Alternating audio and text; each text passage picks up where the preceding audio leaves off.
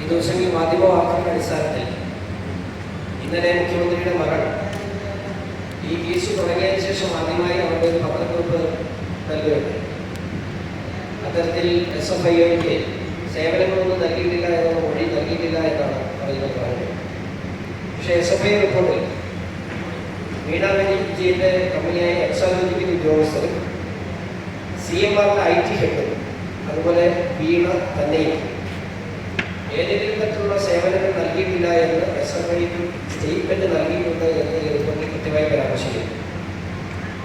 അതിനപ്പുറത്തേക്ക് എടുത്തു പറയട്ടെ, കരിമണൽ കർത്തയുടെ അല്ലെങ്കിൽ CMRന്റെ ഉടമസ്ഥനായ ശശിധരൻ കർത്തയുടെ കുടുംബാംഗങ്ങൾ ഉടമസ്ഥയിലുള്ള എംപവർ ഇന്ത്യ പ്രൈവറ്റ് ലിമിറ്റഡ് എന്ന കമ്പനിയിൽ നിന്നും 1 കോടി രൂപയ്ക്ക് അടുത്ത് വീണ കൈപ്പറ്റിയിട്ടുണ്ട്.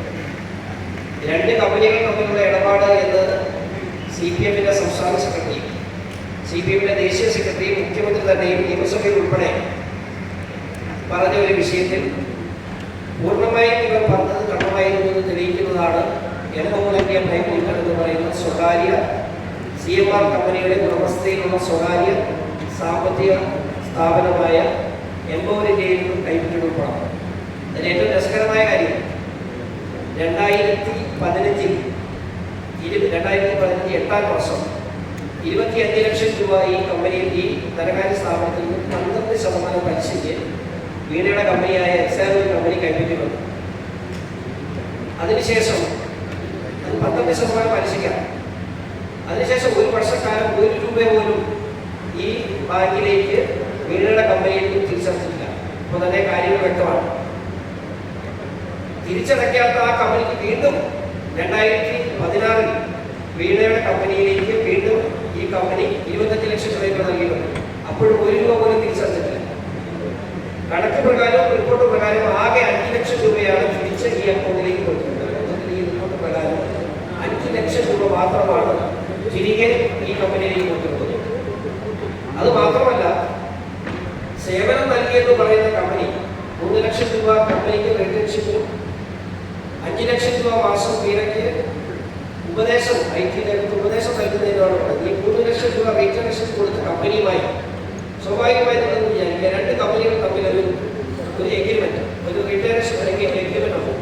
എന്താണ് അവർക്ക് സോഫ്റ്റ്വെയർ മെയിൻ്റെനൻസ് സംബന്ധിച്ച് ഇവര് തമ്മിൽ ഏതെങ്കിലും തരത്തിൽ ഈ 2 കമ്പനികൾ തമ്മിൽ ഒരു മെയിൽ പോലും ഒഫീഷ്യലി അവർക്ക് ലഭിക്കേണ്ട സേവനങ്ങളെ സംബന്ധിച്ച് ഒരു മെയിൽ പോലും കമ്മ്യൂണിക്കേഷൻ ഉണ്ടായിട്ടില്ല.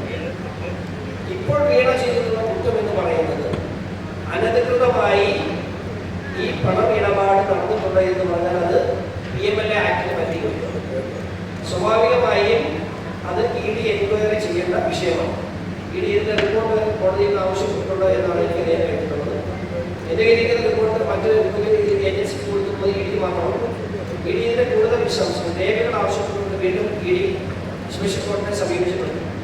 ഇപ്പോൾ പറയപ്പെടുന്ന ഈ കുറ്റങ്ങൾ പ്രകാരം നോൺ പെയിലബിൾ ആയിട്ടുള്ള ഒഫൻസ് ആണ് ബഹുമാനപ്പെട്ട മുഖ്യമന്ത്രിയുടെ മകൾ ചെയ്തിട്ടുള്ളത്. മാത്രമല്ല, ഇതിനകത്ത് ഏറ്റവും വലിയൊരു ചോദ്യം, സേവനങ്ങൾ നൽകിയിട്ടുണ്ട് എന്ന് പറയുന്ന കൈപ്പറ്റിയ 1,70 ലക്ഷം രൂപ അവിടെ നിൽക്കട്ടെ, സേവനം നൽകാതെ ആ കമ്പനിയുടെ സ്വകാര്യ പങ്കാളിത്തത്തിലുള്ള എംപവർ ഇന്ത്യയിൽ നിന്നും എന്തിന് വീണ പണം കൈപ്പറ്റി? മുഖ്യമന്ത്രിയും CPM ഉത്തരം പറയേണ്ട ചോദ്യമാണ്. നാളിതുവരെയും ആ പണം തിരികെ അവർ നൽകിയിട്ടില്ല.